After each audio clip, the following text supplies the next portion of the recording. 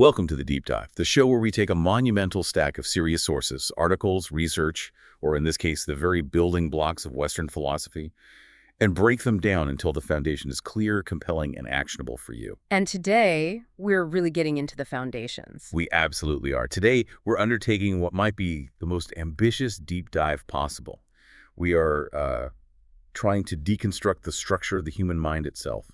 We're pulling directly from the foundational arguments of John Locke, specifically his essay concerning human understanding, to clarify the origin of all knowledge and, well, the mechanics of human agency.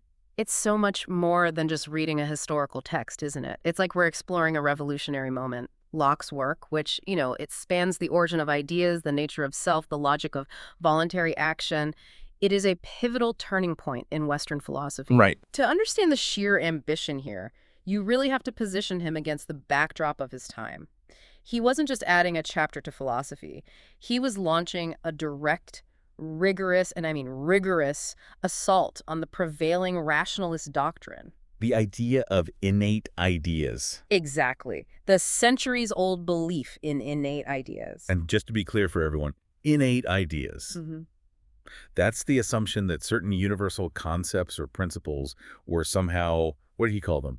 Original characters, stamped upon their minds in their very first being. That's the phrase. Concepts like whatever is, or it is impossible for the same thing to be and not to be. The idea was that these were just pre-programmed truths that everyone, everywhere inherently knows. And the rationalists claimed these ideas were universal and self-evident, so therefore they must be inborn. Locke, on the other hand, decided to challenge this assumption by grounding all knowledge in observation. He's basically demanding, show me the evidence. Right, he's asking, if these ideas are innate, why can't we find any proof of them existing in children or the illiterate or, those with intellectual disabilities? If it's universal, it should be everywhere. Precisely. It's a very empirical, almost scientific approach. Okay, let's unpack this. Our mission today, then, is to reconstruct this exhaustive argument step by step. We want to provide the clarity and the precision this material demands. Right. We need to follow Locke's logic, see where he derives his mental building materials, and understand how his revolutionary concept of the mind redefined everything from personal identity to human freedom. Well, the core of Locke's entire project, really, it rests on one single, coherent, and to him, unavoidable claim. What's that? All human ideas originate solely from experience, and that experience is divided into two distinct sources: sensation, which is derived from external objects affecting the body, and reflection, which comes from the mind's observation of its own internal operations. So Locke is essentially clearing the slate. He's Right. postulating the mind is initially tabula rasa. A blank slate, or as he sometimes puts it, an empty room waiting for input. And the entire complex edifice of human knowledge, from the concept of a single color to the abstract notion of infinity, it all has to be built entirely and exclusively from these two raw experience materials. That's the whole project. This is his fundamental response against that prevailing doctrine of innate ideas. He's establishing an exclusively experiential basis for all knowledge. Okay, let's start with those two sources then, the mind's two fountains. To start, Locke appeals directly to observation to support the absence of innate ideas. His logical reconstruction rests on simple, what he saw as undeniable facts of human development. Meaning ideas don't just appear all at once. Exactly. They are furnished by degrees. That's his phrase. If they were innate, they'd be present from the moment of birth, or at least, simultaneously with the first moment of perception. The very fact that ideas only enter over time through interaction with the world is his first piece of proof. And observation, he argues, shows the complete opposite of simultaneous presence. A child, at his first coming into the world, has little reason to be thought, stored with plenty of ideas. Not at all. And he offers that brilliant, sensory-focused thought experiment to drive this point home. Right, the one about the child raised in a colorless room. Yes, imagine a child from infancy up to adulthood who was kept in a place where he never saw any other but black and white till he were a man. What happens to that man? That man, Locke asserts, would have no more idea of scarlet or green than someone who had never tasted an oyster or a pineapple has of those specific relishes. I mean, it seems obvious, but what's the philosophical point? The point is that ideas like scarlet are specific sensible qualities. They must be provided by experience. If the concepts were pre-installed, merely mentioning the name scarlet should summon the idea. But it can't, because the sensory pathway for that specific quality has never been used. There's no input file to open. So that proved the concepts aren't original to the mind. The mind is receptive, not proactive, at least in this initial stage. So let's focus on that first fountain. Sensation. This is the external sense, the rawest material we receive. And Locke defines sensation as the process by which external material things furnish the mind with ideas of sensible qualities. So sight, sound, heat, texture, motion, all of that. All the external perceptions. The mechanism he describes is very mechanical, almost physical, which makes sense for the 17th century. He calls it an impression or motion made in some part of the body, as makes it be taken notice of in the understanding. It's a literal process of force and movement resulting in a perception. Yeah, this is where we need to introduce a crucial distinction. It's one that's absolutely essential to understanding Locke's epistemology, and that's the difference between primary and secondary qualities. We need to know what kind of ideas of sensible qualities sensation is actually giving us. Absolutely. This distinction is the bedrock of his understanding of reality. Without it, the whole system gets muddled. Primary qualities are those inseparable qualities that are truly inherent in the external object, whether we perceive them or not. So these are things like, what? Solidity, size. Yes, solidity, extension, which is size, figure, which is shape, motion or rest, and number. Locke insists that these qualities are mirrored perfectly in our minds. Our idea of the shape of a cube is the real shape of the cube. So if you break a piece of chalk, every tiny piece, no matter how small, still has a size, a shape, it's solid, it has some state of motion. These are the fundamental properties of matter itself. Precisely. They exist entirely independent of our perception. But the other class secondary qualities are fundamentally different. Okay. These are not qualities inherent in the object itself, but rather the powers of the object to produce certain sensations in us via its primary qualities. So colors, sounds, tastes, smells. Exactly. The color red is not a property of the tomato itself, but the power of the tomato's surface particles, its figure and motion, to reflect light in a way that causes the sensation of red in my mind. So if you take the observer away, The redness vanishes, but the solidity, the extension, and the figure of the tomato all remain. that is a massive distinction. It means the building blocks of our knowledge are split into things that truly exist outside us, the primary qualities, and things that are subjective, observer-dependent effects, the secondary qualities. And what's crucial here in terms of the mind's function is the sheer passive reception of all these inputs. When the mind is receiving these basic inputs, these simple ideas, the understanding is, in his words, merely passive. The external objects obtrude their particular ideas upon our minds whether we will or not. You can't refuse them. If you open your eyes and see a bright light, you can't decide not to have the idea of brightness. And you can't alter it when it's imprinted or blot it out and make a new one yourself. He compares the mind to a mirror that cannot refuse, alter, or obliterate the images set before it. This passive quality is vital, isn't it? It sort of guarantees the reliability of the raw materials. It does. We can't be mistaken that we have the idea of blue when looking at the sky, even if we might be mistaken about whether blue is an objective property of the sky itself outside our minds. That sets up the first fountain perfectly. Now we have to turn to the second one, reflection. If sensation gives us the external world, reflection must be what provides the materials for the internal world, or else we could never think about thinking. And he calls reflection the other fountain, the internal sense. It is, very simply, the notice which the mind takes of its own operations. It has nothing to do with external objects. It's solely the mind observing its own performance. And these internal operations are what constitute our conscious mental life. Locke gives us a whole list: perception, thinking, doubting, believing, reasoning, knowing, willing. And it also includes the satisfaction or uneasiness arising from any of those thoughts. We might call this metacognition today, thinking about our own thought process. But Locke makes a really sharp distinction about the clarity of ideas that come from reflection versus those from sensation. How so? Sensation is forcefully imposed upon the mind. You can't avoid it. But reflection requires effort. That's right. He says that achieving clear ideas from reflection demands turning your thoughts inward and considering them attentively.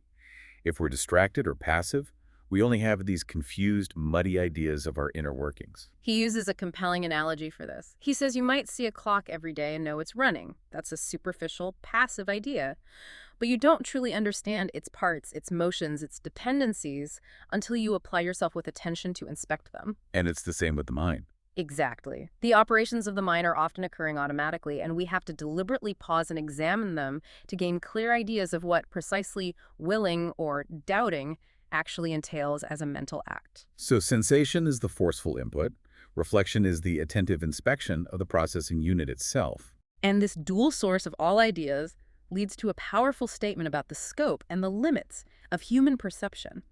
Locke observes that we can only imagine qualities related to our five senses: sounds, tastes, smells, visible and tangible qualities. He's very definitive about this. He says it's not possible for any man to imagine any other qualities in bodies beyond those five. We are fundamentally bound by the scope of our experiential machinery. He speculates that God could have given us a sixth or a seventh or an eighth sense, but since we haven't experienced them, we cannot, even through our imagination, conceive of what those novel qualities would be like. So if you were born blind, you can't conceive of color. If you're born human, you can't conceive of the unknown quality that a hypothetical sixth sense might register. The conclusion is pretty profound. Our faculties, while astonishingly complex, are perfectly suited for the world we inhabit, but they also define the absolute boundaries of our possible knowledge. Every complex concept, every mode, every relation, every substance, it must ultimately resolve back into simple ideas, sourced from sensation and reflection. There is simply no other input channel. Here's where it gets really interesting, because now we shift from how the mind acquires its material to how it decides to act. This is where Locke challenges the idea of purely rational decision-making and dives deep into the psychology of motivation.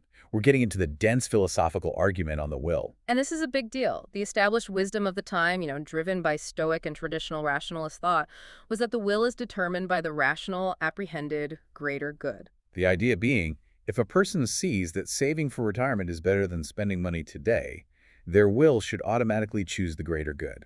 It's a simple calculation. It should be, yes. But that's the conventional mistake we make about human behavior. We assume rational judgment dictates action. But we know from our own daily lives that this just isn't always true. We know what's better, but we often choose what's worse. Locke saw that contradiction plain as day. And the crux of the matter, the most difficult part of his argument, is laid out in his startling conclusion. He says, and I'll quote it, "I am forced to conclude that good, the greater good, though apprehended and acknowledged to be so, does not determine the will." So right there, he's throwing out the old model. Completely, he goes on, until our desire, raised proportionably to it, makes us uneasy in the want of it. The greater acknowledged good loses its hold, and the present uneasiness determines the will to the accustomed action. Okay, that's a dense paragraph. Let's break that down. This is a radical shift from rational determination to psychological determination. It is. In plain English, what he's saying is, we are not immediately moved by the abstract, logical calculation of some future benefit. Instead, we are moved by the most immediate, pressing psychological discomfort, the uneasiness we feel in the moment. And uneasiness is a technical term for him. It's essentially the pain or disquiet for want of some absent good. It is the pain of not having something we desire, and it's basically indistinguishable from desire itself. So the will's first job is always, what? The removal of pain. The removing of pain, yes. Happiness is the ultimate goal, absolutely. But the immediate, necessary first step is always the removal of any present disquiet. So the acknowledged greater good, that future happiness, that long-term benefit, it just remains a bare, unactive speculation until it's coupled with an urgent sense of lack or discomfort. If my desire for that future good isn't active enough to create a present uneasiness, it has no motivational power. None whatsoever. We see this played out every single day. Think about it. You have two options. The abstract greater good, like, say, writing that important report for work or exercising for long-term health. And then you have the relief of present uneasiness, like checking your social media notifications or eating some comfort food. The immediate discomfort of boredom or craving almost always wins. The famous example of the drunkard brings this starkly to life. It's a perfect illustration. The drunkard acknowledges the infinitely greatest confessed good. He knows health is better than sickness, longevity is better than an early grave. He sees the greater good. He might even make a sober resolution to quit. But when the hour approaches, the immediate visceral motivator is stronger. He is driven by the returns of uneasiness to miss his companions, the habitual thirst after his cups at the usual time. That immediate discomfort, that present disquiet, wins over the distant, rational benefit every single time. It explains exactly why we succumb to bad habits even when we know the consequences perfectly well. this insight is It's just startling because it provides the mechanism for our moral failures and procrastination. It perfectly illustrates that old Latin saying, video meliora proboque deteriora sequor. I see the better and approve it, but I follow the worse. And Locke names the force behind it. It's not ignorance. It's the tyranny of immediate discomfort. Which then, of course, immediately raises the core philosophical challenge. Right. If we are always driven by the most pressing discomfort, how can we possibly be considered free? If A always leads to B, uneasiness determines the will, where is our liberty in that chain? And Locke's answer completely reframes the concept of freedom, or liberty. He makes it very clear that we are not at liberty to choose whether to will or not to will an action presented to us. You're at a fork in the road. You have to choose one path or the other. You can't just suspend the choice itself. So liberty cannot reside in the choice of the will. So where is it then? The answer lies in the power to suspend. Freedom consists in the power to suspend the execution and satisfaction of any of its desires, and so all, one after another. We have the cognitive capacity to pause the immediate dictated action that the present uneasiness demands. This pause, this capacity for delay, that's everything. Everything. Its function is explicitly practical. It allows the mind time to examine, view, and judge of the good or evil of what we are going to do. It transforms us from creatures driven purely by the immediate psychological impulse into intellectual agents capable of moral scrutiny. So we're not free from determination, but we're free to determine the grounds of our determination. That's a perfect way to put it. If we use the power of suspension, we allow the greater rational good, after due examination, to generate a new uneasiness, the discomfort of not achieving that rational good, which can then finally determine the will. So we flip the script. Instead of being determined by the immediate urge to check that phone notification, which is a present uneasiness. Right, the discomfort of not knowing. We suspend that action, examine the long-term goal of writing the report, and we realize that the growing discomfort of failing is a greater, more reasoned uneasiness. So the power isn't in resisting desire, but in choosing which desire or which uneasiness gets the final determining vote. And this power to suspend, Locke calls it the hinge on which turns the liberty of intellectual beings. If we fail to use this power, if we just rush to execute the first impulse, that lack of examination is the source of all our mistakes, all our errors, all our faults. It's the necessary mechanism for self-control and ethical choice in a world that is otherwise governed by psychological necessity. Which makes suspension our primary moral duty then. It's not enough to know the good. We have to actively insert that space, that pause between the impulse and the action to ensure our final determination is the last result of a fair examination. Exactly right. Okay, moving now into deeper metaphysics. Locke addresses the question of the self. And this is where he draws a critical distinction between what we are physically and what we are consciously. It's a powerful argument that I think remains central to modern psychological definitions of identity. He begins by defining person, not in terms of underlying substance, which was the prevailing view at the time, but in terms of function. A person is a thinking, intelligent being that has reason and reflection and can consider itself as itself the same thinking thing in different times and places. It's all about consciousness. Yeah. And the key claim is that personal identity consists solely in the identity of that consciousness. Consciousness is the thread that holds it all together. Absolutely. The identity of consciousness is, for him, inseparable from thinking. Locke argues that for any two moments in time, if your present self can recognize the thoughts or actions of your past self, that connection, that continuity of consciousness, is what makes you the same person. This awareness links moments in time together, regardless of what the underlying matter is doing. This argument is so vital because he is separating personal identity from the identity of the underlying substance. I mean, we know our bodily particles are in constant flux. We replace ourselves continually. Right.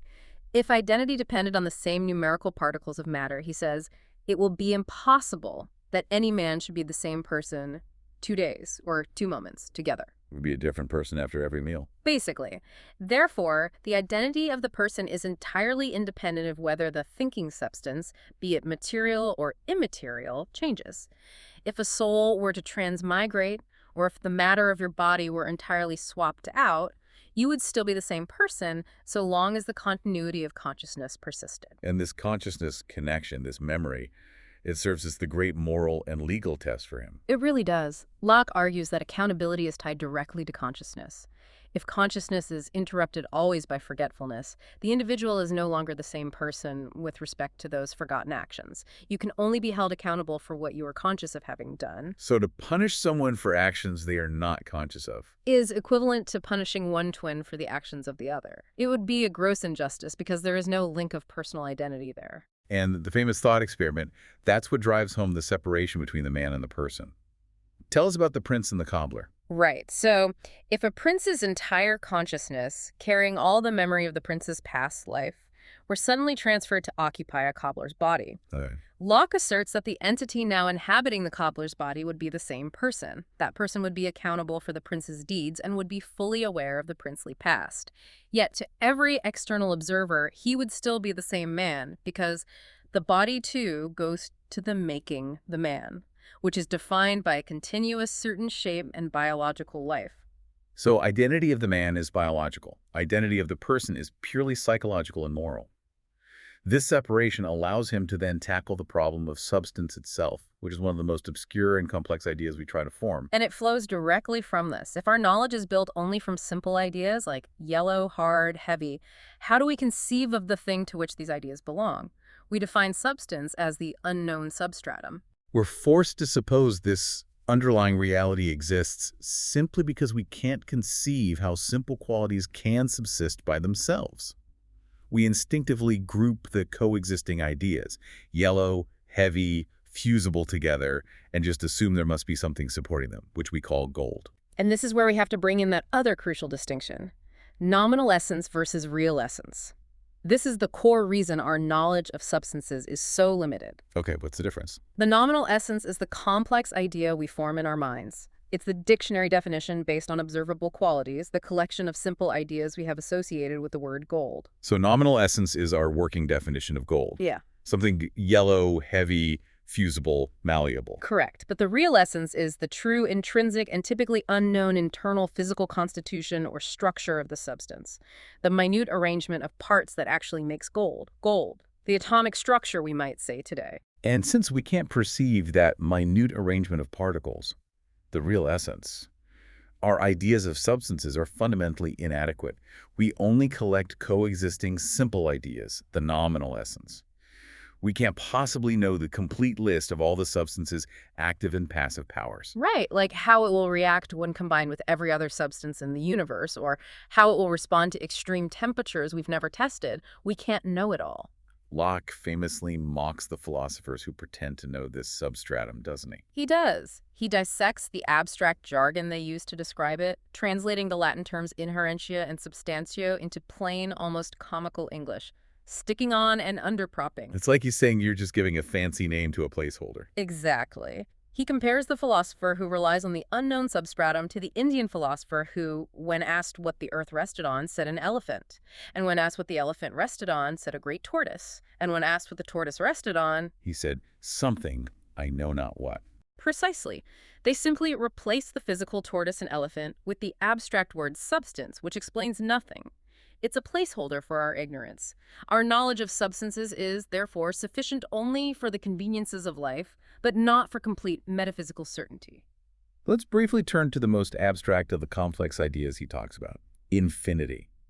How does the mind, which is confined to finite experience, manage to conceive of something boundless? Well, Locke argues that our idea of infinity, whether it's eternity or immensity, is not a positive, complete idea. That would be impossible for a finite mind to grasp. It is an endless growing idea. So we get this idea from repetition. Entirely from the capacity for endless addition. The mind observes that it can endlessly repeat the idea of number 1 + 1 + 1, or parts of expansion or duration, a mile, a day, an hour. And finding no natural stop to this progression, it calls the resulting boundlessness infinite. The idea of infinity is essentially a negation of a limit, not a positive representation of boundless completeness. But Locke warns that attempting to conceive of an actual infinite space, as if the mind could somehow simultaneously view the sum of an endless progression, is logically contradictory. He says it's like joining a standing measure to a growing bulk. You can always add one more part, but you can never contain all the parts simultaneously in your mind. Our idea of infinity is therefore clear and distinct only insofar as it represents the repeatable capacity of the mind, but it's confused and contradictory when we try to apply it to an actually existing, completed boundlessness. Okay, so we're transitioning now to how the mind processes these simple inputs into complex ideas. We're focusing on the final type of complex idea relation, and then culminating in Locke's analysis of what he sees as the most dangerous flaw in the cognitive process, the accidental union of ideas that leads to prejudice and, well, madness. Starting with relation. This is actually the simplest of the complex ideas. It's defined merely as the act of comparing two things, whereby the consideration of one thing leads the mind to consider another. So if you compare Caius and Sempronia and define Caius as husband, your thought is led beyond Caius himself to the other person and the implied marital contract. Exactly. What's fascinating is that, according to Locke, ideas of relation like father, brother, bigger, smaller, are often clearer and more distinct than those of substances. That seems counterintuitive since relations are so abstract. The clarity comes from their simplicity. Relations depend only on one or two simple ideas for their definition. Brother depends on the simple idea of common parentage. Bigger depends on a comparison of length. Substances, on the other hand, require an accurate collection of sundry ideas, which, as we just established, is always going to be inadequate. So I can have a perfectly clear idea of the relation of brother, even if I have a really obscure idea of the real essence of the man who is my brother. Precisely. Now, relating this back to action, Locke examines moral relations, which is the conformity of our voluntary actions to a rule. He identifies three rules by which moral actions are judged. Divine law, civil law, and what's the third one? Divine law determines duties and sins. Civil law determines crimes and innocence. And the third is the law of opinion, or reputation. The law of what people think. And Locke is remarkably cynical, or perhaps just realistic, about human motivation here. He argues that while divine law provides the true touchstone of moral rectitude, and civil law carries immediate state penalties, the law of fashion or opinion is the rule that actually governs the greatest part of mankind. Why does he claim the law of fashion has the ultimate power? I mean, over God and the state? Because of its enforcement mechanism, commendation and disgrace. The penalties that attend the breach of God's laws are often remote and seldom seriously reflected on, and civil law punishments are often avoided through hopes of impunity. But you can't escape the immediate social penalty. You cannot. No man escapes the punishment of their censure and dislike who offends against the fashion and opinion of the company he keeps. This constant state of disgrace, disapproval, and disrepute with one's own particular society is a burden too heavy for human sufferance. So the fear of social exclusion, or the yearning for social validation, is the most effective and constant moral regulator most people experience. It dictates what constitutes virtue and vice in daily practice. It does, regardless of abstract religious or legal principles. We see this writ large in the modern era, don't we? The immediate consequences of social media shaming, tribalism in politics, or cancel culture can far outweigh the slow mechanisms of legal or even divine justice. Locke understood the absolute power of the immediate social group to enforce compliance through emotional discomfort. It's another powerful form of uneasiness. It connects directly to his theory of action. The uneasiness of being disliked or ostracized is immediate, visceral, and constantly present, making it a far stronger determinant of your will than the distant reward of a future heaven or the unlikely threat of a future fine. Okay, now we come to the final mechanism of error, the true intellectual malfunction, the association of ideas. If the mind is generally passive in receiving simple ideas and active in comparing them and observing itself, where do these catastrophic self-sustaining errors come from? This refers to ideas not allied by nature, which, owing entirely to chance or custom, becomes so united in some men's minds that it is very hard to separate them. Locke calls this, quite frankly, the source of a degree of madness. And the cause is entirely arbitrary. Ideas that were originally independent, a specific fear and a specific object, a sound and a belief, they get glued together simply because they appear together often enough. Custom or repetition settles habits of thinking. And once these arbitrary connections are formed, they function exactly like a natural, simple idea. They defy separation and they override reason. The mind is led to argue for errors, it mistakes for truths because the original accidental connection is now treated as an essential logical link. This is a devastating insight into the source of prejudice, irrational fears, and entrenched tribalism.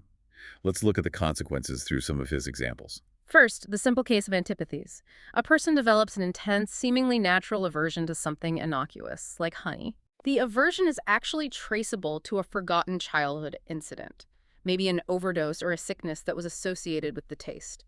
But because the original cause is forgotten, the aversion persists and is mistaken for a natural dislike, a fundamental truth about the world. The arbitrary association has been reclassified as inherent nature. Then there's the case of intellectual habits. This is particularly dangerous in religion or politics. It is. If the idea of infallibility is inseparably joined to a specific person or a party or an institution by custom, the mind will swallow even the greatest absurdities. His example is believing in one body in two places at once. And they swallow it unexamined. Unexamined, yes. Why? Because the ideas of the claim and the source of authority cannot be separated in thought. To question the claim is to question the infallibility which the mind has custom glued together. So the association acts as a mental veto. It prevents that crucial process of suspension and examination we talked about earlier. It shuts it down completely. And third, the humorous and bizarre anecdote of the dancing trunk. I love this one. Locke tells the story of a young gentleman who learned to dance to great perfection, but only in a particular room where an old trunk stood. The idea of this trunk became so mixed with the required steps of his dances that he could only perform well if that trunk, or a similar one, was in its due position in the room. So the association linked a skilled action, which is a complex mode, to an arbitrary external object, a substance. It proves that custom can glue the most arbitrary things together: skill and superstition, judgment and prejudice, fact and fear. The danger, Locke concludes, is that this mechanism captivates their reasons and gives demonstration to absurdities. And it is the foundation of the greatest errors in the world, because, so far as it obtains, it prevents men from doing the necessary work of examination and scrutiny, locking them into arguments for falsehoods they genuinely mistake for truth. So what does this all mean? We have followed Locke through the mind's entire construction. We learn that the mind starts empty, built only from two basic inputs: sensation, giving us primary and secondary qualities, and reflection, the attentive observation of our own operations. Then we saw that human action is fundamentally driven not by abstract reason, but by the immediate avoidance of uneasiness. Granting us freedom only through the power of suspension, that crucial ability to pause the impulse. And we saw that personal identity is purely a matter of conscious continuity, independent of the underlying substances that make up the man. I think the most humbling and perhaps the most practical takeaway concerns the inherent limitations of our machinery. Locke concluded that our entire cognitive apparatus was designed not for perfect, clear, and adequate knowledge, but for the conveniences of life and the business we have to do here. So that functionality is a compromise. It absolutely is. Consider his analogy. If our sight were microscopical, say 100,000 times more acute, we might see the secret configuration of minute particles that makes a clock spring work. We'd see the real essence. But by gaining that depth, we would lose the ability to view the hand and the hour plate simultaneously, making our vision useless for telling the time or conducting the essential business of, say, going to the market. Our functional perception is a necessary filter, a compromise between depth of knowledge and utility for survival. Which means our duty as conscious, intellectual agents is clear. If our perception is inherently limited since we don't know the real essence, and it's prone to accidental paralyzing error through association, then the great privilege of being free is the use of that power of suspension. We must continually pause, examine, and prevent random custom and prejudice from settling falsehoods into our judgment. That is the true moral exercise of liberty. we are constantly seeking happiness, and we are determined by our own judgment. The ultimate freedom lies in ensuring that determination isn't based on a frantic, immediate impulse or a hasty, accidental connection forged in childhood, but on the due and mature examination made possible by conscious suspension. That's the whole game right there. So, as you conclude this deep dive, take that Lockean lens and apply it to your own intellectual life.